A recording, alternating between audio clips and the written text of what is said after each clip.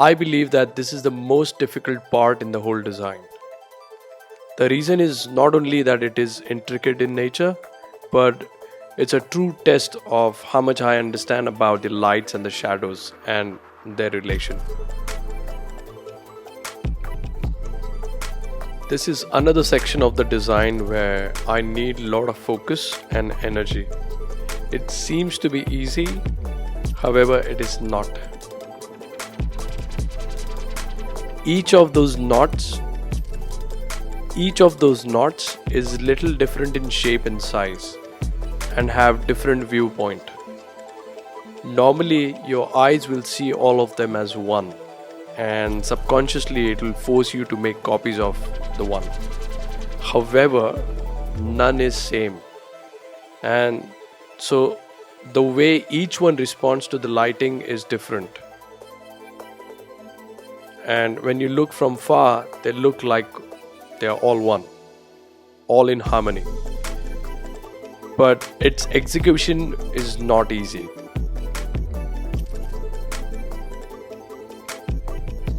I'll have to render each one of those knots like the life is dependent on it. One mistake and it will stand out in the group of knots. But I'm very good at it, so there is no chance of mistake, not to the level that I am aware of.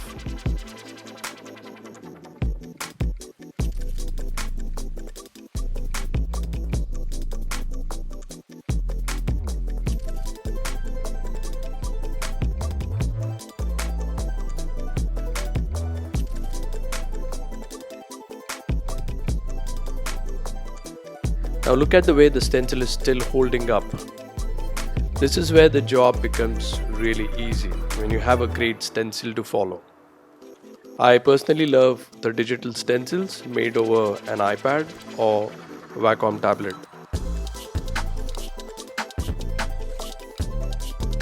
A good stencil will save you hours of time and energy. And also a good reference of your design, a good quality print of it to follow makes your life easy.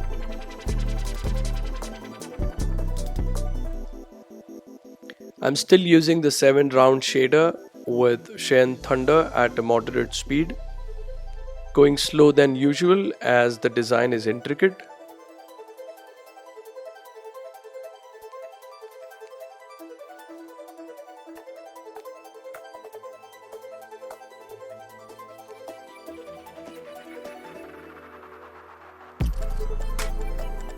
Look at the way I'm stretching the skin. It is very crucial to stretch the right amount of skin to let the ink flow the way I desire. This is basics though. Overstretching the skin may damage it, and low amount of stretching may cause the ink to float inside the skin. To get the really smooth, soft shading, the right amount of skin stretch is important.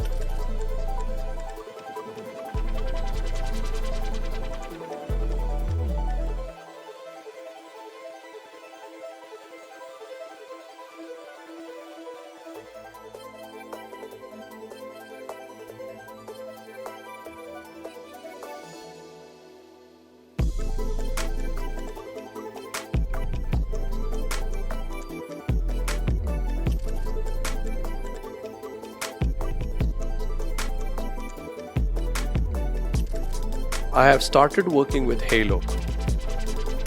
Most of the area is dark, close to black. I'm using a Cheyenne Spirit and 15 Magnum to do the shading and the color packing on a considerably high speed as my hand motion is fast. I'm also a little hard on skin. However, I'm working with a short stroke to keep the skin damage to minimum.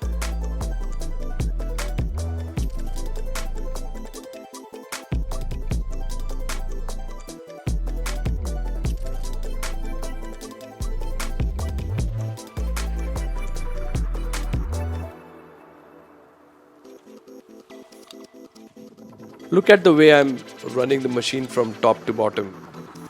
It is one of the techniques I use to fill the pigment faster. It is a real time saver for me and does a great color packing. I'm also carefully using the corners of the magnum to fill the tight areas and flat surface to fill out the larger open areas. Also focus on the way I'm stretching the skin this time. It is different than the way I was stretching before. The amount of muscle and the fats is higher in this area, and so it requires more stretching for better ink penetration.